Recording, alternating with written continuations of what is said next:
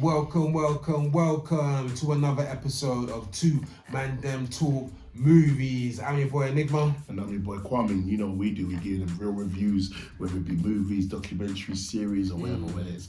Right now, again, we ain't got a movie. Like we told you, we're doing this 3-part series, as we call it. So we're reviewing another stand-up, and it's the legend that is the one and only Dave Chappelle.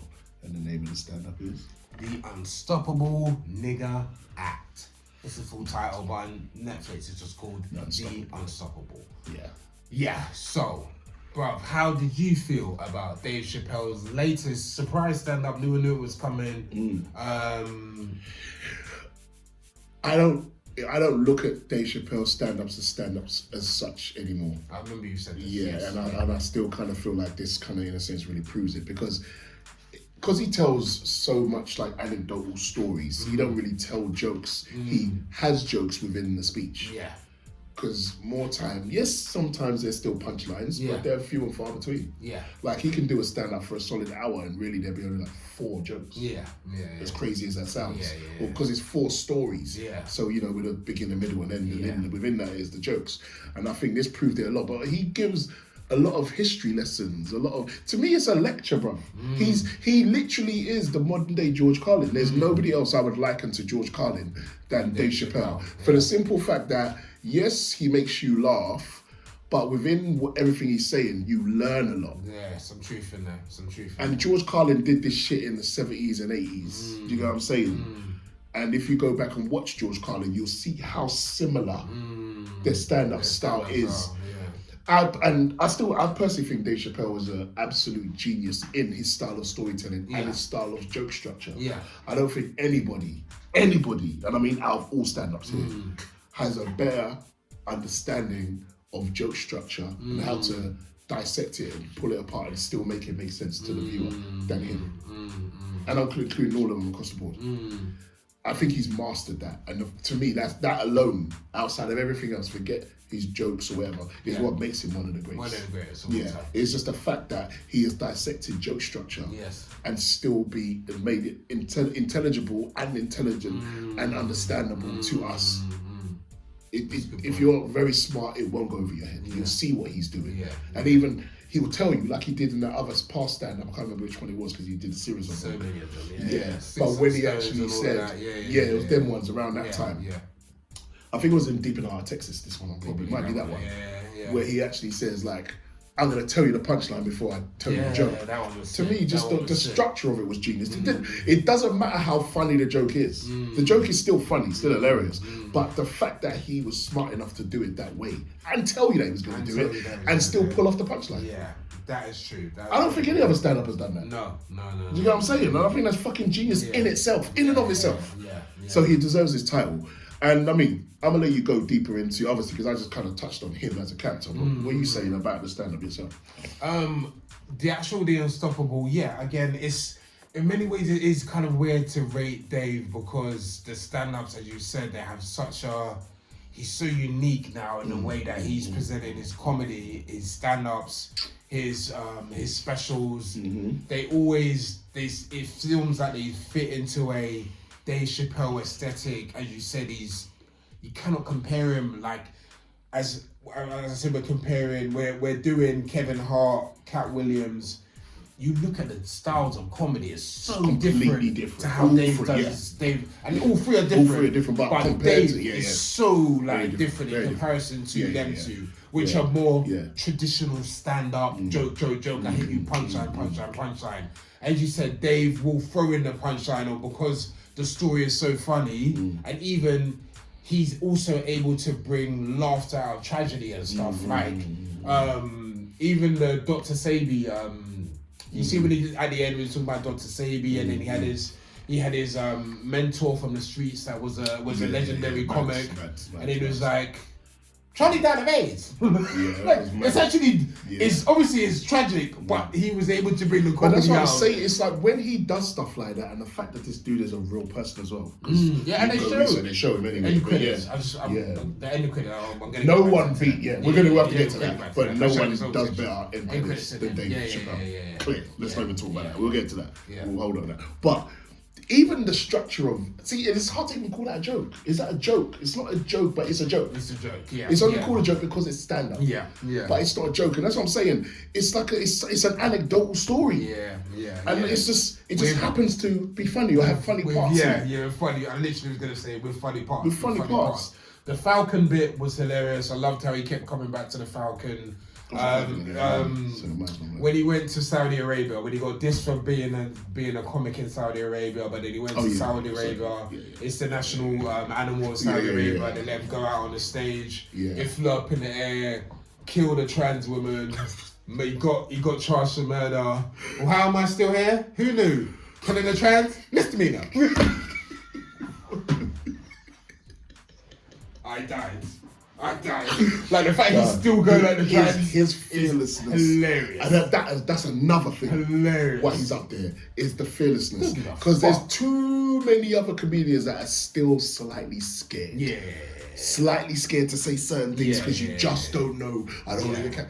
And let's be real, Kevin Hart is one of them. I'm not 100%. He's probably the number one. Number one, bro. But number one. You have to. He's got the commercial, the endorsement. It doesn't matter. But I'm just saying. No, I know what you're saying. But Dave proves that all of that don't matter. I agree. Because I'm with you. He's still just as rich, bro. Yeah.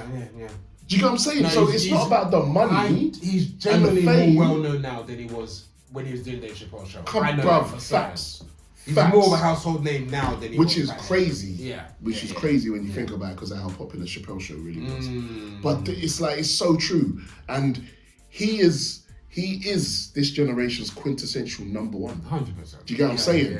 And this is the most fearless comedian out there. So what does that tell you? You don't need to protect or save anything. Be real. And that's why I think like a lot of them, they're real to a degree. What I love what Dave does. And I tell you who even is very close but doesn't really do it is even Katt Williams as well. Because he's raw, but then there's a limit he won't go past. Because he'll even do it even when we get to it. Even in that last one. And when he did Woke Folk as well. So there's certain things he'll mention and say, but then he'll pull back. Yeah, Dave is 100%. Dave doesn't. He says it. He said even the trans jokes that tried to cancel him, he doubles down on those. Yeah, and he does it because you tried to cancel him. Yeah, there's a lot of Charlie Kirk in this. There was more Charlie Kirk in this than I expected. I personally think that was the best part of this. All of that, how he was breaking all of that down. That was the best part. More Trump stuff than I expected. Obviously, he had to reference Diddy. He had to reference Diddy as well. Diddy jokes were a joke. What did those guys slip on? No, the snitching shit was... Because I'm a snitch. Bro, that shit was so fucking guys That shit was hilarious. And this was, again, that whole lecture when he was talking about the boxer. Oh, Jack Johnson. Jack Johnson, yeah. Because a lot of people don't know that. This is why I like what he does. Because he shines light on certain history points that I think a lot of people don't know. And even though it's general even common Dr. knowledge. Sabi and Jack Johnson, that's two things that a lot of black people, white and black people don't fuck know. That Yeah. And that's what I'm saying. Like, he does that, and I think he's so smart the way he does that. When he slides stuff in and makes jokes about it. Jack It's Johnson's like, story was hilarious. Bro, and the thing that is, was because it's true. That's what it as kind of well, was as well at the end. That the whole point was Jack Johnson loves to beat down, beat white men, and then go fuck their gang, their white gang, Which is hilarious. Bro, he's so like when you look, and you know why as well. Like we just did the Kevin Hart. His audience has become very white. His audience used to be more mixed, but now it's become very white. I think a lot of his audience is because of his celebrity more so than his stand-up. For Kevin Hart. Dave Chappelle's audience, weirdly enough, has always been this white. And the way he goes at white people, I'm just like, you guys comfortable? Do you understand? Like, he goes at white people just as much as Paul Mooney did. He did. Just as much. He actually does. Do you know what I mean? Because if Yeah. obviously you know any of Paul Mooney, how Paul Mooney was, he was relentless. His first words are. That's what I'm saying. And to me, and that's the only other person I would say is just as fearless as Dave. Yeah. Do you know what I'm saying? Literally, because there was no other comedian like Paul Mooney doing what Paul Mooney did. Not even Richard, not even Eddie was as fearless as them two. And now Dave to me has taken that. He's taken that reins. He's that guy that will say whatever he's wrote, he's gonna say it, I'm gonna say it. And you know, for me, one of the best things, and I'm gonna leave it on this, one of the best things that Dave Chappelle ever said was when they said they was gonna cancel him. Well, you can't cancel me. Twitter's not a real place. And if you wasn't as intelligent as this guy was, you'd understand what he meant. I think that actual joke went over a lot of people's heads. I really genuinely do. I really think he went over a lot of people's heads because he's basically, in a sense, taken a jab at every other celebrity who has been cancelled or can be cancelled. Because he's basically saying, you cannot cancel me because I'm a real person. Real people can't be cancelled because I don't live in that space. That's not real. The real world is real. How do you cancel a real person? You can't. Do you know what I'm saying? But anyway, Dave Chappelle, still one of the greatest. Still one of the greatest. I loved how he told you, I've got 2 closers and I'm going to tell you the closer that I've done in Saudi Arabia, and then I've got another one that I'm working out. Let me just do that other closer. And if it don't work, fuck it. Like other comics would not tell you. They're not going to tell you. They're not going to tell you. And he's also trained his audience, as you said, like how he structured the punchline before the joke. He's trained his audience to know what a closer is. You understand what I'm saying? Yeah. But again, very intelligent guy. Genius. He On really another is. level. On another like, level. it's almost like he's given college lectures, but because he's so big, he can't just do it in college. He has to tour his lectures. That's honestly how I see him now. Literally. Because if he wanted to and said, I don't want to do stand-up no more, he could easily go and teach. Very easily go and teach. That's his background for one. You know? So I think he's brilliant. And that's why I think that alone is the reason why I'll always come back and watch a Dave Chappelle stand-up. I don't, in a sense, rate Chappelle stand-ups as like, oh, this is the best stand-up or that's the best stand-up. Like, you know, when we talk about the like top 10 greatest stand-ups of all time. He's definitely in there. You've got Killing Me Softly. Yeah, Killing Me Softly is definitely in there for me. Definitely. And yes, he's got some others that are, but because I look at his more as a body of work, that when he's dead and gone, this shit is gonna live after him. 100%. Because of he's almost like a time capsule in his work. He's that brilliant, and I don't think many comedians can say and do what he's done, and will be able to say that when their time's up. And you know what the irony is? He could have walked away with just Chappelle's show, and that would have been enough. We're not gonna drop scores for this. We just told you our overall feelings of how we feel about this stand-up. The Unstoppable Dave Chappelle back again. As you can see, we both big fans of it. We will be giving our final scores in our next episode, which is going to be Katt Williams' The Last Report. We're going to give you a summary of what we thought of the most 3 recent stand-ups that we've reviewed, and we're looking forward to it, and we will give you our final scores on how we felt on each one of these. Also, before we go, we said we mention it again, Dave Chappelle does the best end credits.